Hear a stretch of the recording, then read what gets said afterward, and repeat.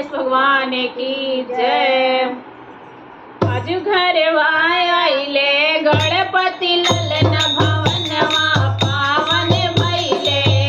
आज घरवा आइले गणपति ललन भवनवा पावन भइले। भवनवा पावन भइले। भवनवा पावन भइले। भवनवा पावन भइले।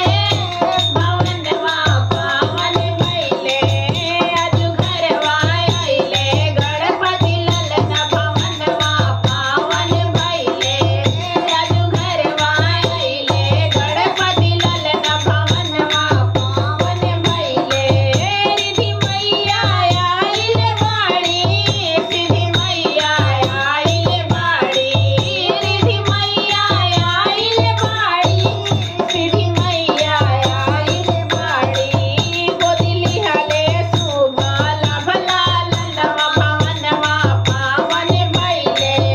गोदी लिहले शोभा लाभ लालनवा भवनवा पावन भइले।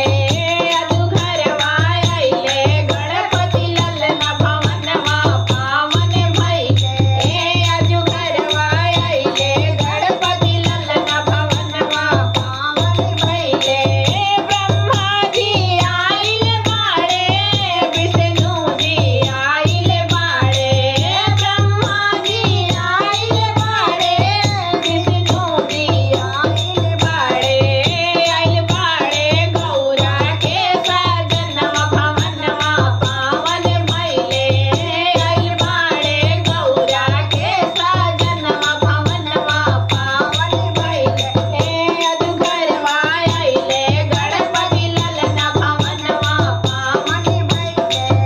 आज घरवा आइले गणपति ललन भवनवा पावन भइले। रामा जी आइल बाड़े। लक्ष्मण जी आइल बाड़े। रामा जी आइल बाड़े। लक्ष्मण जी आइल बाड़े। आइल बाड़े अंजनी के लालनवा भवनवा पावन भइले। आइल बाड़े अंजनी के लालनवा भवनवा पावन भइले। आज घरवा आइले गणपति ललन भवनवा पावन भइले। आज घरवा आइले गणपति ललन भवनवा पावन भइले। राधा जी आइल बाड़ी। रुक्मिणी जी आइल बाड़ी। राधा जी आइल बाड़ी। रुक्मिणी जी आइल बाड़ी। आइल बाड़े जसोदा के लालनवा भवनवा पावन भइले। आइल बाड़े जसोदा के लालनवा भवनवा पावन भइले। आज घरवा आइले गणपति ललन भवनवा पावन भइले। आज घरवा आइले गणपति ललन भवनवा पावन भइले। भवनवा पावन भइले। भवनवा पावन भइले। भवनवा पावन भइले। भवनवा पावन भइले। भक्त सब गावेले भजनवा भवनवा पावन भइले। भक्त सब गावेली भजनवा भवनवा पावन भइले। आज घरवा आइले गणपति ललन भवनवा पावन भइले।